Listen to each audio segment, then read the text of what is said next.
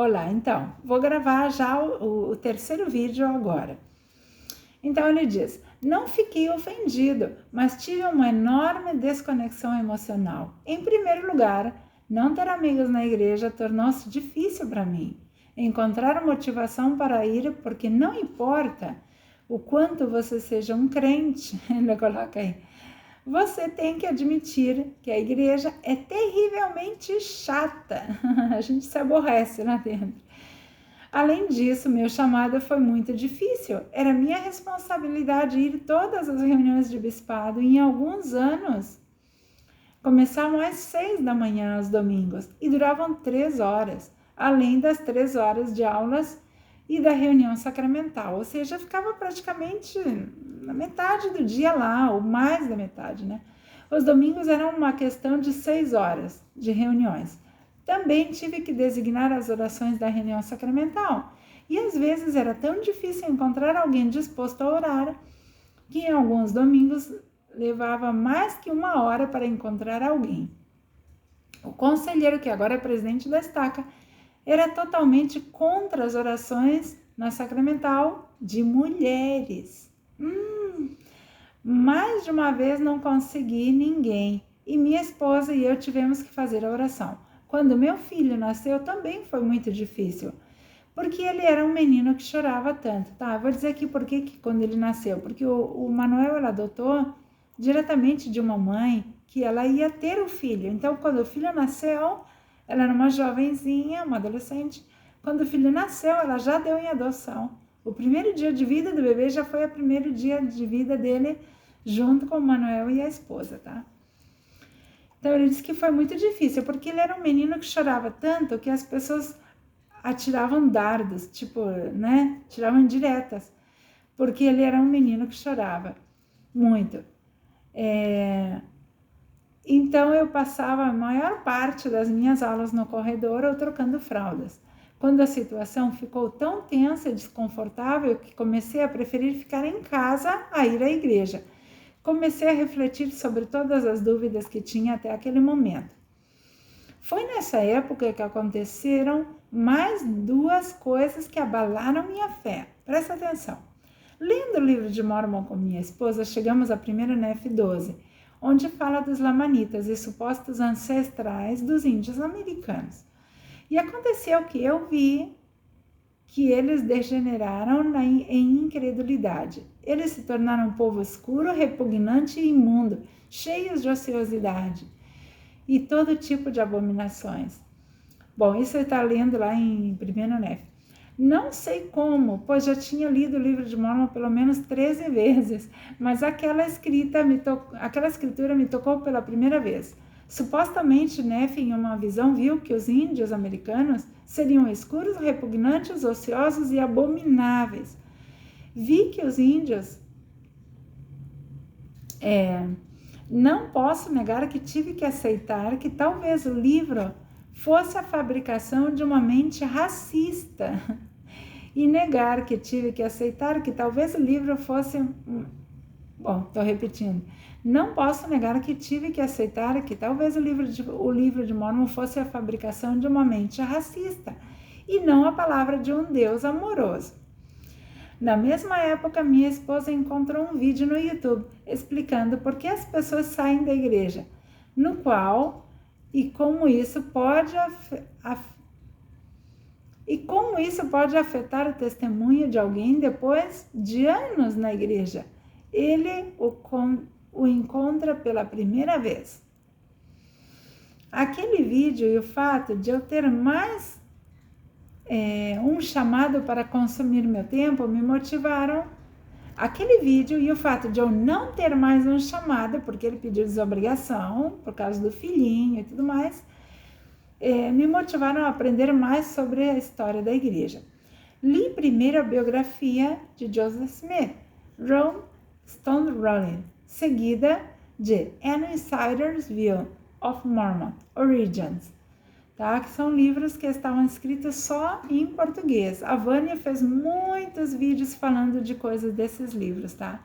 Dá para ter uma ideia bem do que são esses livros. Depois dessa introdução, eu não conseguia parar. Comecei a colecionar livros de história e livros antigos da igreja, a ponto de ser hoje um colecionador amador com mais de 500 livros sobre o assunto em minha biblioteca. Alguns disseram que sou obsessivo, ou talvez doente, e talvez tenham razão. O que sei é que a história da igreja é muito mais interessante do que nos é ensinado aos domingos. Ele começou a investigar a igreja com livros de críticos da igreja, mas também livros antigos da igreja que contam a história que ela quer esconder, tá? Mas foram livros escritos por 70 autoridades da igreja. 2012, com meu novo conhecimento de história da igreja e com um desejo cada vez menor de ir à igreja, escrevi uma carta ao meu então bispo, que não é fã de latinos e mulheres, aquele, lembra?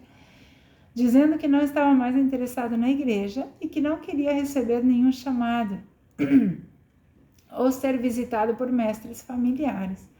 O fato de eu ter conseguido um segundo emprego nas noites de sexta e sábado deu a ele uma forma de justificar minha ausência. Para o curioso, que perguntou a sua esposa, mas nunca eu pessoalmente, mesmo morando a meio quarteirão da capela, em uma esquina principal do bairro onde todos passam. Claro, o bispo, ele nunca chegou a perguntar para o Manuel, mas ele meio que perguntou para a esposa, né? A esposa é que ia lá fuxicar para saber de tudo. Com todo o meu novo tempo livre e desejo de compartilhar meus conhecimentos, comecei o podcast. Ele começou com podcast, depois ele fez um canal no YouTube e tem como já quase 300 vídeos no YouTube. 2014. Estou convencido de que alguém que é membro da igreja há muito tempo e que a leva a sério passa pelo chamado processo de luto, quando se torna inativo por decisão própria. Um dos primeiros passos nesse processo é a raiva, e é típico ouvir ex-mormons dizerem coisas muito negativas sobre a igreja. E essa é uma forma de desabafar e aceitar a separação de forma definitiva. É importante que a pessoa que está passando por isso faça uma divisão clara entre a sua nova situação e sua vida anterior na igreja. E a maneira mais fácil de fazer isso é atacar a igreja. E não está mal, sabe? Porque tudo é válido, se você pode botar para fora essa raiva, essa bronca, por ter sido de uma certa forma enganado por tanto tempo, né? Eu digo enganado porque a gente não foi ensinada sobre as coisas que a igreja hoje manda dizer, né? Como a pedrinha no chapéu e tudo mais. É por isso que aí na igreja se ouve que aqueles que foram os membros mais fiéis, quando saem, tornam-se os seus críticos mais violentos. O que também é verdade, e que esse processo não dura para sempre, mas até que se encontre algo novo na sua vida para substituir a igreja. Então a bronca ela está e vai durar um tempo, mas não é para sempre. Eu mesma sentia muita bronca no início porque estava meio perdida, não sabia nem em que acreditar em nada. E depois passou, não me importa mais. Às vezes até, nossa, parece que eu nunca nem fui mormon. Encontrei uma nova paixão pelo trabalho, pela minha família e pela escrita, que para mim são 1000 vezes mais gratificantes do que a igreja. Pessoalmente, acho que o período de raiva durou alguns meses, pelo menos até minha esposa aceitar minha situação e parar de pensar que eu era só um mal, porque não ia à igreja.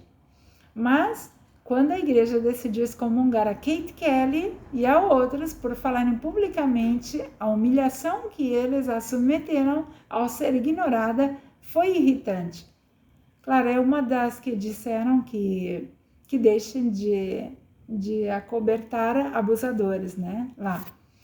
O pior é que a excomungaram por correio, né?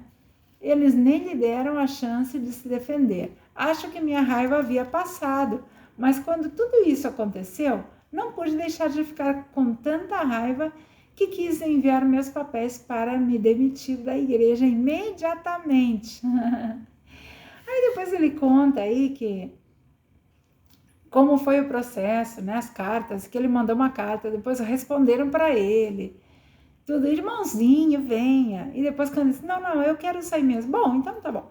Assim. A única razão pela qual eu não tinha feito isso até então era porque minha esposa havia me pedido para esperar.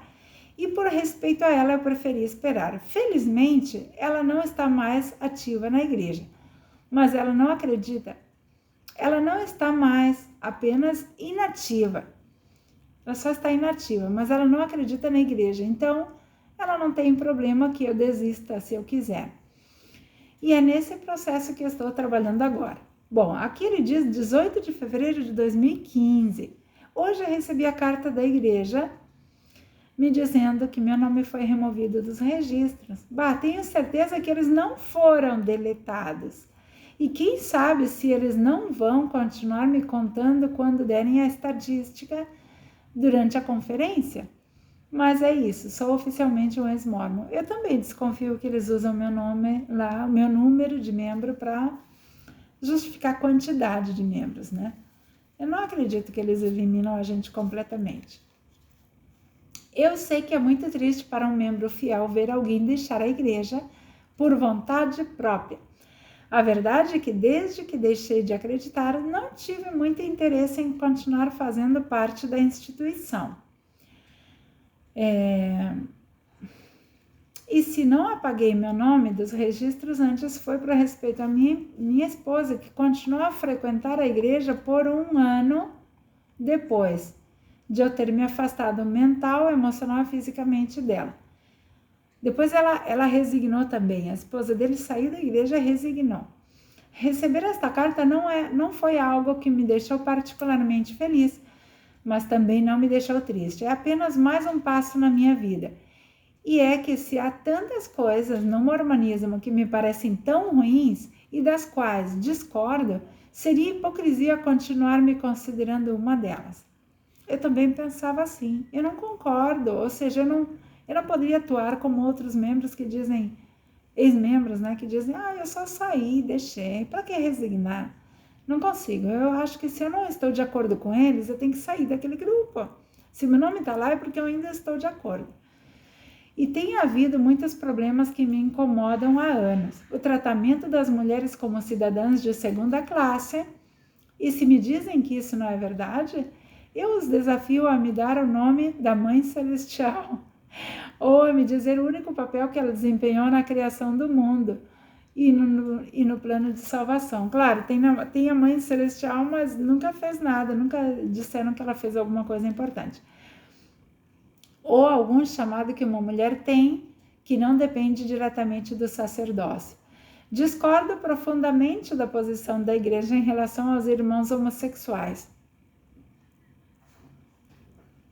E porque vi pessoalmente como famílias perderam parentes jovens que se mataram, porque não aguentavam mais a pressão de tentar curar-se do homossexualismo e tentando não agir de acordo com seus instintos mais básicos e naturais. E lembre-se de que não é necessário ter relações para quebrar a lei da castidade, o segundo pecado mais grave depois do assassinato, apenas pensando ou desejando que já falhou. Com tais padrões, quem não sentiria um fracasso constante, especialmente se levar a igreja a sério? Claro, né? A igreja diz que um homossexual ele pode viver como membro tranquilamente, mas ele tem que viver a vida toda sozinho. Mas se não é só as atitudes, se no pensamento também peca, é certo que no pensamento eles desejam ter um companheiro, né? Ou uma companheira do mesmo sexo. Então, eles já estão cometendo erro ali na mente mesmo. Então, é tudo uma contradição. Eu não gosto da culpa e da pressão que é colocada na juventude em geral. Eu me recuso a deixar meu filho crescer com o sentimento de culpa, com o qual eu cresci, né, o Manuel. Culpa que senti pelos pecados mais insignificantes, porque afinal temos que ser perfeitos, porque Deus é perfeito. Ou como me disseram tantas vezes na escola dominical e na classe dos rapazes, a água ferve a 100 graus e não 99. Recuso-me a pertencer a uma instituição que silencia seus membros sob pena de excomunhão ou ostracismo. Há acontecido muitas excomunhões desde o início da igreja. só porque muitos não aceitavam algumas coisas na igreja. Desde Joseph Smith excomungavam quem era contra a poligamia, de Joseph e de outros. Tinha alguns membros que não aceitavam a poligamia e Joseph os excomungava. Assim aconteceu, tá? É por isso que em 5 de fevereiro deste ano, 25 anos e um dia após meu batismo na igreja, enviei um e-mail para o cartório, solicitando que minha filiação fosse encerrada imediatamente. Em resposta, 3 dias depois eu recebi essa carta. Caro irmão, foi solicitado ao nosso escritório que acusasse o recebimento de sua carta recente, solicitando que seu nome fosse removido dos registros de membros da Igreja de Jesus Cristo dos Santos dos Últimos Dias. Ele também pediu para ser informado que a Igreja considera que esses requisitos são um assunto eclesiástico a ser tratado pelos líderes locais do sacerdócio, antes de serem processados pelos funcionários da igreja. Portanto, uma cópia dessa resposta foi enviada ao presidente Anderson, destaca. Ele vai pedir ao bispo da ala 8 para contatá-lo a respeito do cumprimento do seu pedido, em vista das consequências eternas de tal ação. Olha, consequências eternas. Os irmãos o exortam a reconsiderar seu pedido e a considerar em espírito de oração a declaração anexa da primeira presidência, atenciosamente a registros confidenciais. Olha só a igreja. Junto com esse folheto, tá? Olha só o folheto que a igreja mandou para ele. Um convite especial para retornar. Alcançamos aos membros da igreja em todo o mundo com um espírito de amor, tá? Esse é um folheto que eles mandam para qualquer um que está inativo ou que deseja ir da igreja, ir embora da igreja para sempre, tá? Não é que foi escrito para Manuel, mas é para todos os que estão inativos. Alcançamos os membros da igreja em todo o mundo com um espírito de amor e fraternidade inspirado pelo Senhor Jesus Cristo. Nossa preocupação são sempre com indivíduos, homens e mulheres. Mentira, é tudo número para eles. Meninos ou meninas, nossa grande responsabilidade é fazer com que cada um seja lembrado e nutrido pela boa palavra de Deus. Será? Moroni 6,4. Se alguém o ofendeu, sentimos muito. Nosso único desejo é cultivar um espírito de misericórdia e bondade, compreensão e cura. Que bonito. Procuramos seguir o exemplo do nosso Senhor, que andou fazendo o bem. Eu estou de volta. Conta entre nós. Banqueteie-se na mesa posta diante de você na igreja de Jesus Cristo dos Santos dos Últimos Dias e esforce-se para seguir o bom pastor. A você que por algum motivo se encontra fora do abraço de Cristo, ou seja, quem está inativo está fora do abraço de Cristo. Cristo não quer você que não é mórmon, tá? E se você é mórmon e está inativo, menos ainda. Ele não está te abraçando, olha só. Se encontra fora do abraço de Cristo, dizemos que volte. Convidamos você a voltar e compartilhar a felicidade que conheceu. Você encontrará muitos com os braços estendidos esperando para recebê-lo. Que mentira. Ajudá-lo e confortá-lo. A igreja precisa da sua força, amor, lealdade e devoção. Não, a igreja precisa de você trabalhando como um burro de carga lá, de graça, tá? Dia e noite. Está traçado e inquestionável o caminho pelo qual aqueles que querem voltar podem receber todas as bênçãos de pertencer à igreja. Quais? Trabalhar de graça? Ser criticado porque não faz tudo como a igreja pede? Ser taxado de fraco? E estamos preparados para receber todos os que assim o desejarem. Atenciosamente, Thomas S. Monson. Ele escreveu isso para todos os que estão inativos, tá? A igreja, isso é escrito por Manuel. A igreja, que técnica impecável, não? Primeiro me insultam dizendo que sem a igreja sou inútil. E depois me pedem para voltar, que tenho o privilégio de trabalhar para eles de graça. Ai, não, obrigada, ele disse. Nesse mesmo dia enviei outro e-mail explicando que eu preferia que meu pedido fosse atendido sem perder meu tempo. E dessa vez a resposta demorou pouco mais de 3 dias, após o que recebi a carta final. Caro irmão, esta carta é para notificá-lo de que, de acordo com a sua solicitação, seu nome foi removido dos registros da igreja de Jesus Cristo, blá, blá, blá. A igreja no futuro, o bispo local ou presidência do ramo em sua área terá prazer em ajudá-lo. Ou seja, que se ele deseja voltar para a igreja no futuro, a minha carta também diz isso, que se eu desejasse voltar, que os líderes teriam prazer em me ajudar. Não, obrigada, eu nunca vou voltar. Assim, exatamente 25 anos e 2 semanas depois de me filiar à igreja, tornei-me um ex-mórmon. Claro que é algo que venho considerando há muito tempo, mas agora é oficial. Como uma música aí que ele colocou aí. Espero que ninguém pense que eles têm que sentir pena de mim. Desde que minha esposa e eu deixamos a igreja, nosso relacionamento familiar está melhor do que nunca. A pressão para ser perfeitos, a ser um exemplo constante para o outro, sentir-se julgada por não ter filhos por tanto tempo e porque depois de ter um tivemos a audácia de dizer que não queremos outro, não ter tempo ou desejo de ler o livro de Mormon todas as noites porque era muito chato, ou não querer ir ao templo regularmente porque se fosse a 10 minutos de distância, porque no fundo pensávamos nisso como um desperdício de tempo.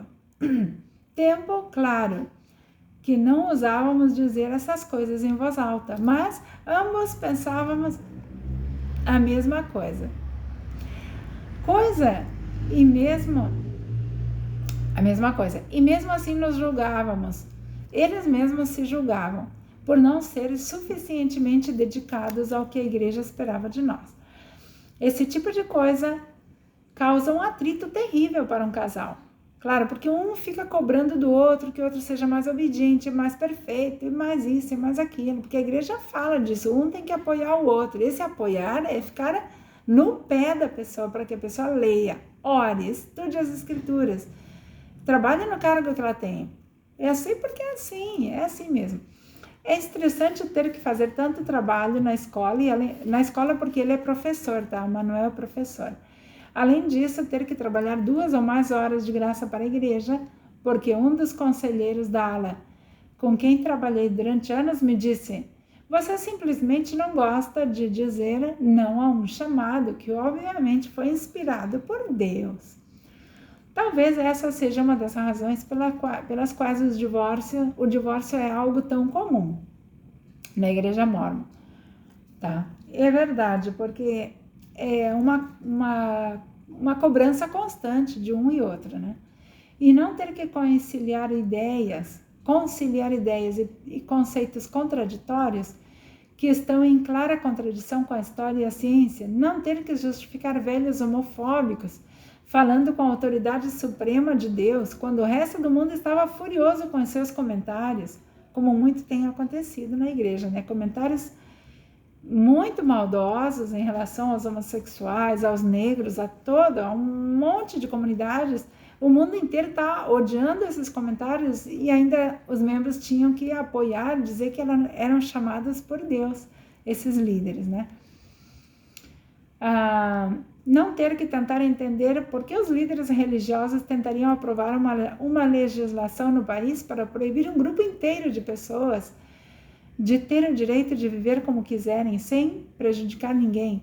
Apenas deixar de lado essas acrobácias mentais me deu um tremendo alívio. Não tem sido fácil. É difícil deixar algo ao qual você se dedicou sua vida por mais de 2 décadas. Mas existe vida após o mormonismo. Agora, o mundo é muito grande. Meus possíveis amigos não se limitam às pessoas da vizinhança.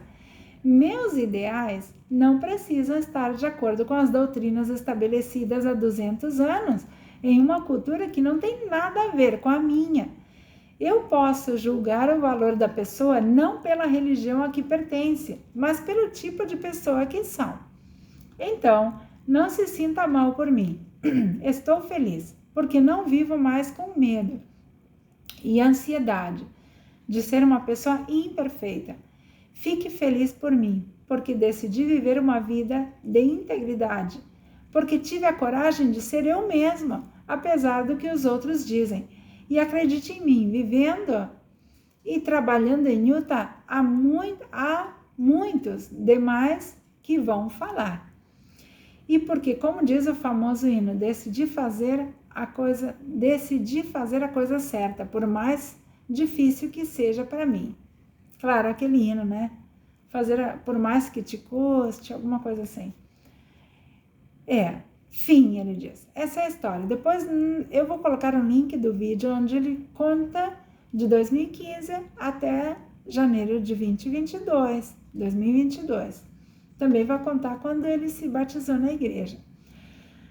Uma coisa interessante aqui para analisar é que quando a gente sai da igreja, quem fica lá fica com pena.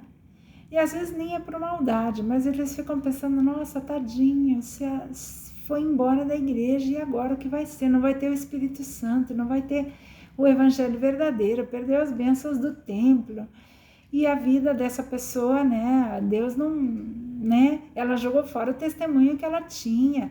É uma afronta contra Deus, né? E tudo mais. Elas vão pensar tudo isso. Pensaram de mim. O bispo chegou a anunciar no púlpito que eu era uma inimiga de Deus, uma inimiga da igreja. Só que, e as pessoas algumas ficam com pena, pensando que a vida da gente vai dar tudo errado. Mas eu vou dizer uma coisa para você. Eu me sinto igual que Manuel. Tem muita vida fora da igreja. E de excelente qualidade. Eu vivo muito melhor agora, longe da igreja, que antes. Eu tenho paz, eu tenho tranquilidade, eu tenho tempo para estar com minha família, eu tenho tempo para pensar em mim. Eu não preciso justificar nada que eu não goste na igreja e não preciso ficar perto de gente que eu não quero, tá? Nem vou dizer que é gente ruim ou boa, é gente que eu não queria estar perto. E se tudo é igual fora da igreja, porque tem muita gente que diz isso, né? Fora da igreja também, em outros grupos também tem problema. Claro, tem, mas quando é um outro grupo que não é de Deus, como eles dizem, e você não está contente, você vai embora. E na igreja você não podia sair, porque tinha que suportar tudo porque era de Deus. Quando você descobre que não é de Deus, meu amigo, dá tchau, vira as costas e sacode os sapatos lá no chão, né? Para deixar até o pó para trás. Eu não sinto falta de nada da igreja. Meus filhos não sentem falta de nada. Em nenhum momento ficamos com vontade de nada do que era da igreja. Nada. Não queremos nenhuma aproximação de nada nem de ninguém. Quando eu passo por frente de uma capela, antes eu sentia uma angústia, uma coisa horrível. Agora, uma capela. É como se eu passasse se eu passo em frente de uma igreja católica, é a mesma coisa, né? E antes eu tinha muita bronca, muita raiva de tudo. E agora passou tudo, eu nem sinto falta, nunca senti falta, mas nem raiva, nem nada. É como se eu nunca tivesse sido um mormon. Mas como eu fui por muitos anos e conheço a doutrina, conheço tudo, né? Eu posso falar aqui mesmo sem ser profissional de nada, eu posso contar as coisas como eu vi lá dentro acontecerem, né? Eu fiz missão, eu trabalhei na igreja há muitos anos. Então, a gente sabe um pouco sobre a igreja e pode falar. E eu posso dizer o que é estar lá dentro e o que é estar fora. E aonde convém mais? Milhões de vezes fora. Seja feliz, busque saber da igreja que você está, não só a Mormon. E investigue e tire esse peso enorme das costas de vocês. Sejam felizes, vão viver para vocês e não para um grupo de falsos líderes religiosos que só querem o benefício deles mesmos, tá? Eles não querem o seu bem, só o bem deles. Viva feliz, viva sem religião. Nenhuma religião é boa, nenhuma. E todas elas vão torturar você. Viva feliz, sem religião. Um beijinho para todo mundo. Tchau.